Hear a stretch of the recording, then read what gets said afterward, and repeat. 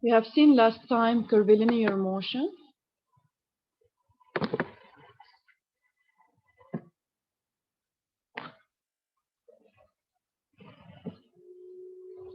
Do you see the screen? Yes, we can see it. Okay. The boxes travels along the industrial conveyor. If a box starts from rest at A and increases its speed such that at equals to 0.2 t, determine the magnitude of its acceleration when it will reach point B. So in this problem, we have boxes traveling first over a linear path, then we have a curved path. What we know is that along the whole path, the tangential acceleration is function of time and is given by 0.2 t. And we want to find what is the total time needed to reach point B. So first here, since we have two phases during motion, one is rectilinear, one is curvilinear, okay? We will find the expression for the two phases. We will find the velocity and the position, okay? Then for the total distance from A to B, we can divide distance traveled in phase one plus distance traveled in phase two. Because we know this distance, since you have that S during phase one is equal to 3 meters, while during phase two, you are moving on a circular path. So this is an arc of circle. Since the angle here is 90 degrees, pi over 2, so you can calculate the length of this arc of circle to be pi over 2 times the radius. So it's pi over 2 times r, which is 2. So the length S2 will be simply equal to, if you simplify 2, it will be equal to pi. So in this problem, you know S of B. Knowing S of B, if you want to find the time needed to reach B, you should find S as a function of time. And since they gave us the tangential acceleration during the whole path of motion is 0.2 t, so in a first step, we will integrate this relation. So we have dv by dt equals 0.2 t. If we do separation of variables, we have integral from 0 to v dv equals to integral from 0 to t of 0.2 t dt. And then we can find that v function of time is equal to 0.1 t squared. Now we will integrate this relation to find s. So if we perform the integration, we get that s. For integration, or you do separation of variables, or you can directly do the integration and add a constant. So for example here, you can say that s is 0.1 t cube over 3 plus a constant. Okay, plus a constant. Now how to find the constant?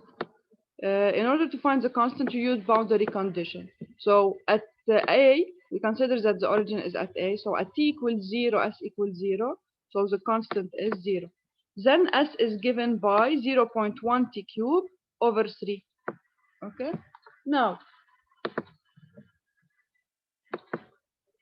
once we find s as a function of time, then we can, to find tb, we can set that s is equal to the total, s of b is equal to the total distance traveled, which is 3 plus pi. Okay. So we know the value of sb.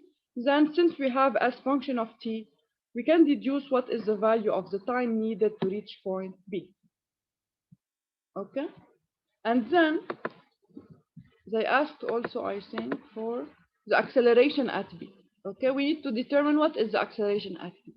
Since B is a part of a curved path, whenever you are moving on a curved path, the acceleration can be divided into two components.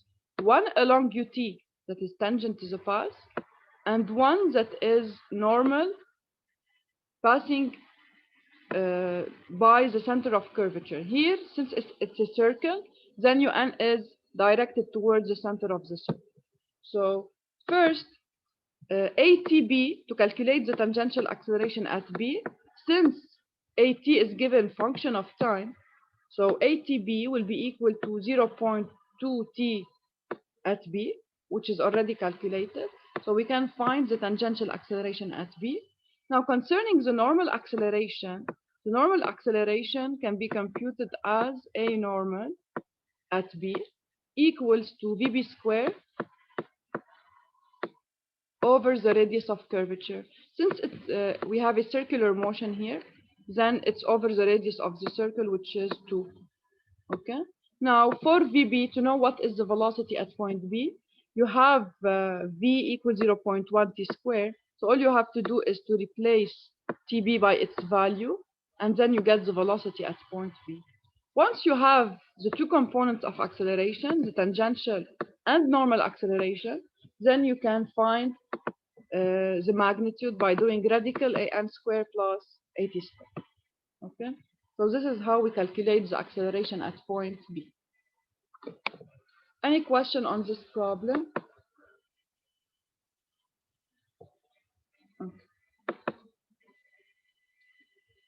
Okay. Now we still have one part. Here for polar coordinates, you are not. It's not included. أصلاً أنا in the slides, I think I removed them, and you don't have them. So we still have the final part, which is dependent motion analysis of two particles. Okay. In this part, we will learn how to relate motion of particles that are related by a system of pulleys. Okay. So as the name indicates, when we say dependent motion, this means that position, velocity, and acceleration of a particle will be dependent on another one. So this is the case when you have a pulley and a system of pulleys to which blocks are attached. So we can start with a very simple example. If you have this pulley, we have it's connected to two blocks, A from this side and B. Why the motion of A is dependent on the motion of B? Because they are related by a cable, and the length of the cable is always it's a constant. Okay, so if A will go down, B should go upward.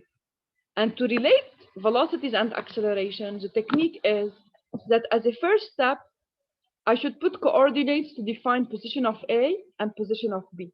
For example, here, you have A is moving along this incline. So you need to select a certain reference line that is fixed, and the reference line will be perpendicular to the direction of motion of the block. And then you can take that, this is the coordinate of A. Okay, this is SA because it's moving along this line.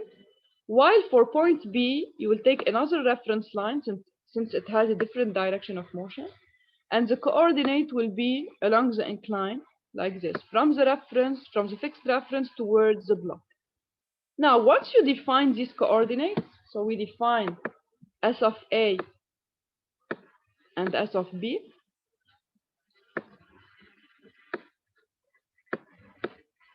You can say that since the total length of the chord is a constant, so I can express the total length function of SA, SB.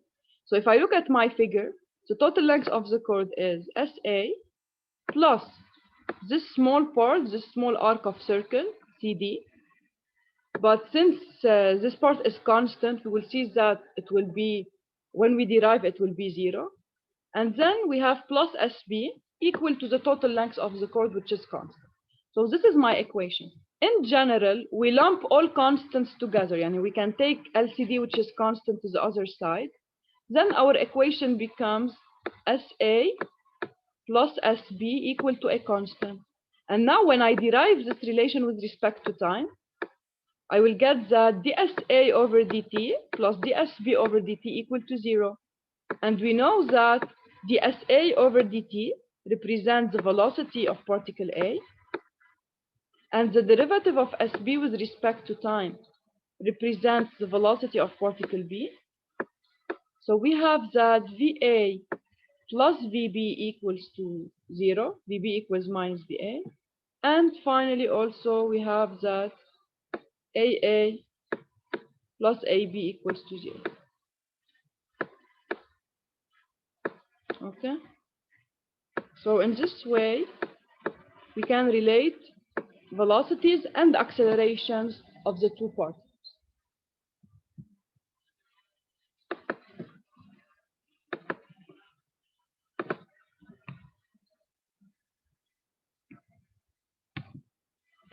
Now, let us do another example on dependent motion.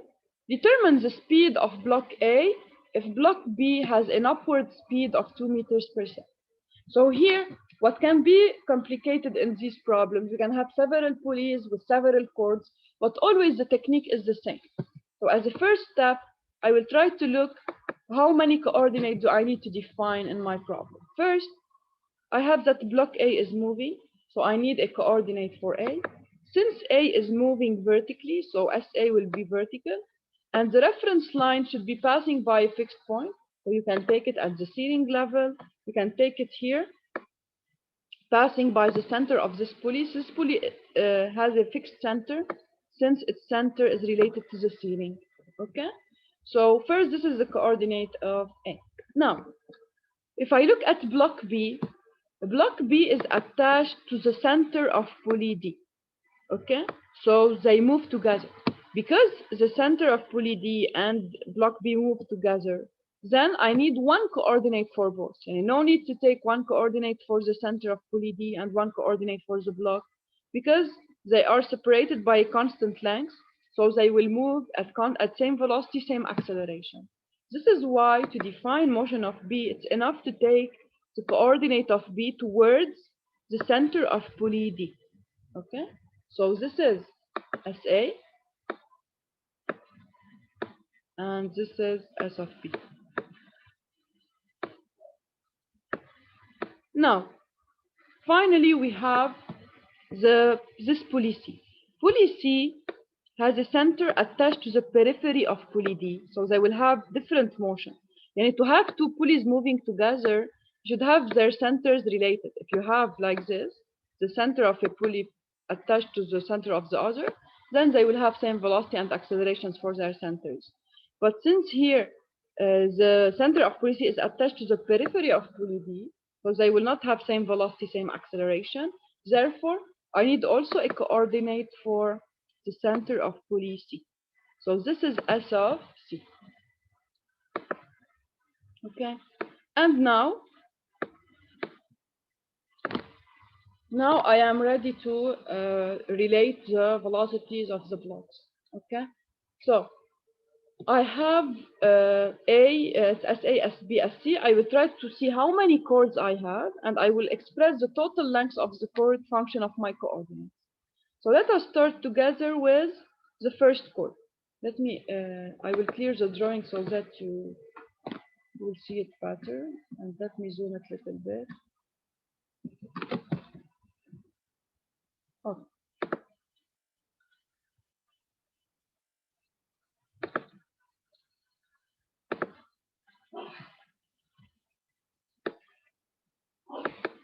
So first, I will start with the first chord.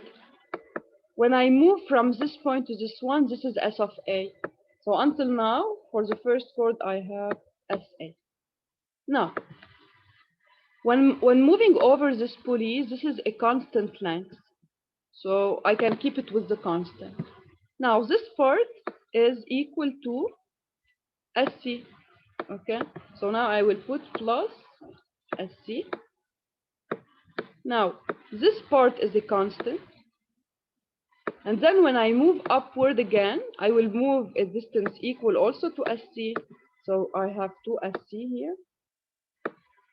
Plus this part is a constant, so I will keep it with the constants. So equal to constant. This is my equation, constant 1. This is equation number 1 for the first chord. Okay? Now I have a second chord here in this problem.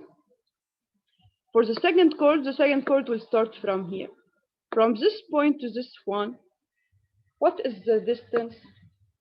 It is the whole distance here, which is SB, minus this part, which is SC. So this part will be SB minus SC. Okay? Now, this is a constant here. Then as I will go upward, the distance I move will be equal to S of B.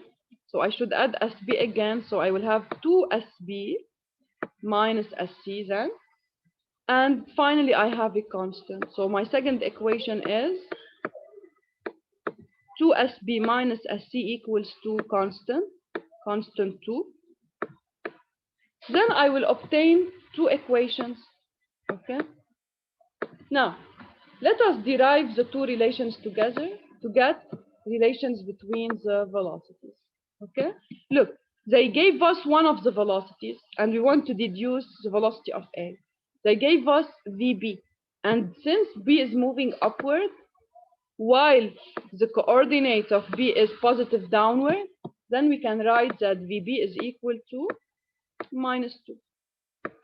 So now I will derive the equations I obtained to get relation between velocities. I will substitute VB by minus 2 so I can get the velocity of block A. Okay, let us see the details of solution.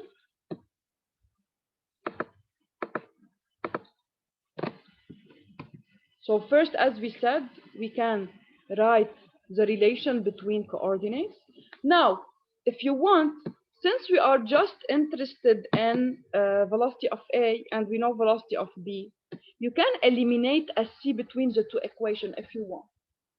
You can, from the first stage, eliminate SC between the two equations, or you can derive the two relations, then eliminate VC between the two. It is the same procedure. So if you eliminate from beginning SC between the two equations, you will get that SA plus 4SB equal to a constant. And then when you derive, you will get that VA is equal to VA plus 4VB equal to 0. So VA is equal to minus 4VB. And then since VB is minus 2, then VA will be 8 meters per second. It is positive since A will move downward. So as B will go up, A will move down. Okay? هلا if you want, إذا عملنا الدerivative من الأول, so we obtain that SA plus 2SC equal constant. We derive it, you get VA plus 2VC equals to 0. So this is the first relation between velocities. And if you derive the second relation with respect to time, you get that 2VB minus VC equals to 0. So this is equation number 2. So 1, 2. Okay. Now you can replace VB by its value, then you will get the value of VC, and replacing VC back here, you will get that VA, again, you will get the same relation, that VA is equal to minus 4VB, okay? And since VB is already negative, so VA is positive, this means that A is moving down. Any question on this?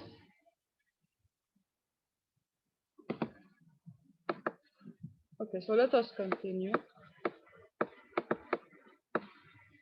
We have here another problem involving several pulleys.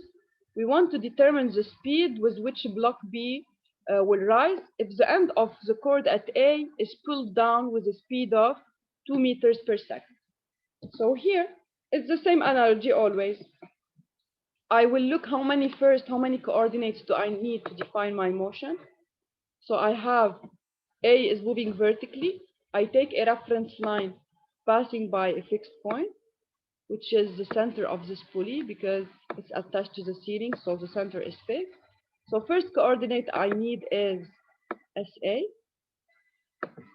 Now, for the center of pulley C, I need another coordinate since this pulley is moving. The center of this pulley is moving. To know if the center is moving or not, we will look the center is attached to what. So here the center of C is attached to the periphery of pulley D, which is turning. Pulley D is turning, its center is not moving, but it is turning.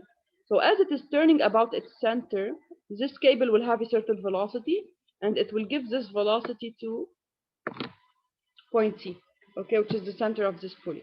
So this pulley is moving. And then I need a coordinate for it. So I will take SC for this pulley. Now, for block B, as you can see, block B is attached to the center of pulley E, so I can define their motion by just one coordinate. So I will take S of B towards the center of pulley E. So I have here three coordinates in my problem: S of A, S of C, and S of B. Once I put my coordinates, the next step is to see how many chords I have and write the total length of each chord, then derive to get relation between velocities of blocks. So first, I will start with my first chord. My first chord is starting from this point. This length here is the difference between SA and SC. So I can put that this part is SA minus SC. Then I have a constant part. This is a constant. Now, when going from this point to this one, can you tell me what is this length here? From this point to this one, what is its expression?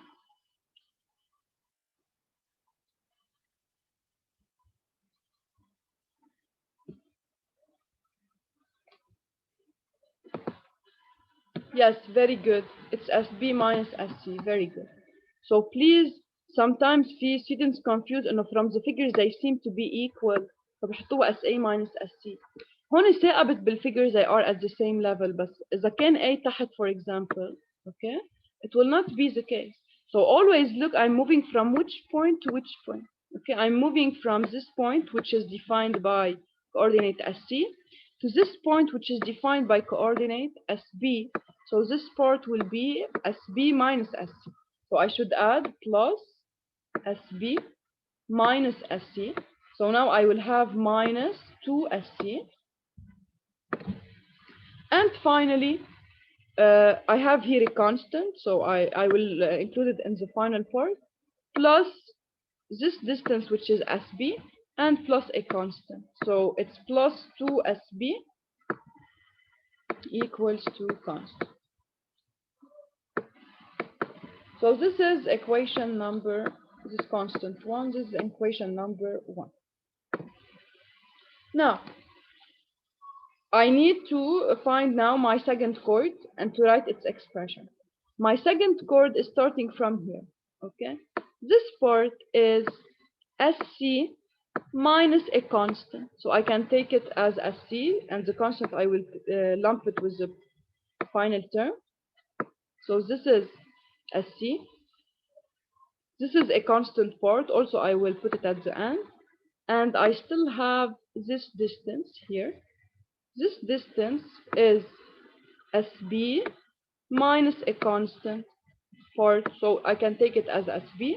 So SC plus SB equals to a constant. This is my second relation, constant 2. Now I have two equations I am ready to derive. So if I derive the first relation, I will get the following.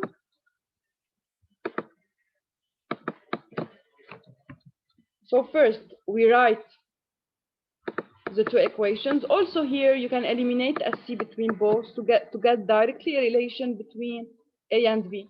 Okay, so by eliminating SC between the two, so you can take the expression of SC from the second relation and then you replace in the first, so you eliminate SC between the two, you get, or you can directly from the first one, it's easier, you put SC equal L1 minus SB. By replacing in the second equation, you get SA plus 4SB equals to L2 plus 2L1.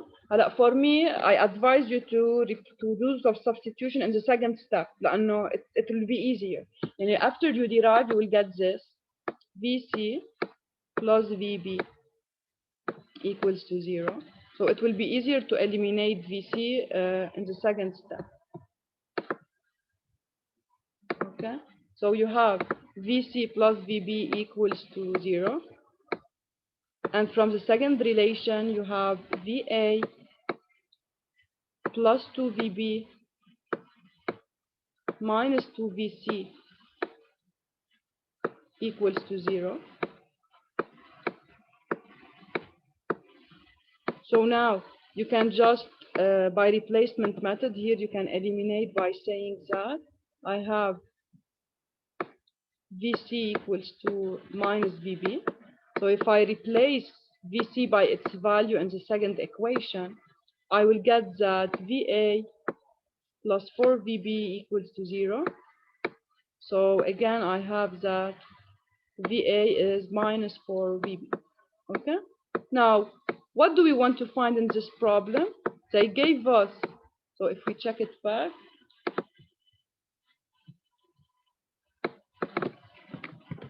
they gave us the velocity of A. VA is positive because it's downward along the positive direction of coordinate. So since we have VA equals to plus 2 here, then if we replace in the equation, we have VA plus 4VB equals to 0. So VB is equal to minus VA over 4 minus VA over 4. So it is minus 0.5. And why we got a negative result? Because as expected, when A will move down, B will move upward. Okay, so VB is minus 0.5 here meters per second. Any question on this?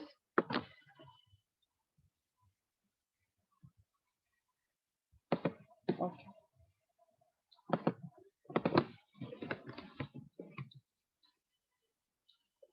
Another problem.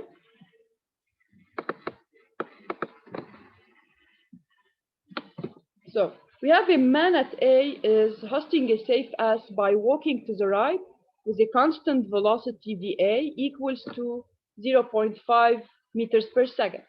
Determine the velocity and acceleration of the safe when it reaches the elevation at E. The rope is 30 meters long and passes over a small pulley at D.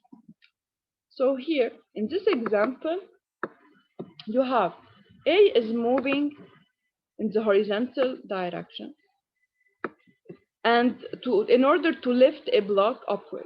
Okay, now what we know is that the velocity of A is given to be constant, to be 0.5 meters per second, and we want to determine what will be the velocity and acceleration of C as it is moving.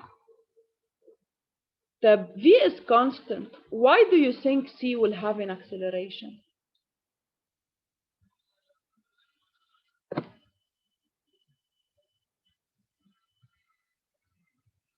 Who has an idea why here C will be accelerating? Because look, here, this part of the cable is changing in direction, okay? And we will see that due to the change in direction of AD, this will give an acceleration to block C. We will see how, okay? So first here, we have is a pulley, a small pulley, that is attaching S to A. So this is my total length. I need to determine the coordinates in my problem. Since A is moving in the horizontal direction, so I will take as reference this point, and this is x of A. So x of A will be my first coordinate, x, let's say. And for S, okay, S is moving vertically. So I can take any reference. I can take the reference upward. I can take the floor reference, okay? So if I take the floor as a reference, then the block position is defined by the coordinate y of S. Now, the second step, I will try to express the total length of my cord function of x and y, okay? So first, I have, for the total length, it's CD plus DA. So CD plus DA is equal to a constant. Now, the constant is what? The constant is the total length. Because they said the pulley is very small, I can neglect the small part here. Okay, they said the pulley is very small. So I can write that CD plus DA is equal to 30 meters, which is the total length of my cord. Now, I will express CD and DA function of my variables. Okay? First, for CD, as you can see in the figure, CD is 15 meters minus Y. So I can replace CD by 15 minus Y. While for DA, it is the hypotenuse in a right triangle. So as you can see, DA can be written as radical of x squared plus this distance, which is 15 squared. So it's plus radical of x squared plus 15 squared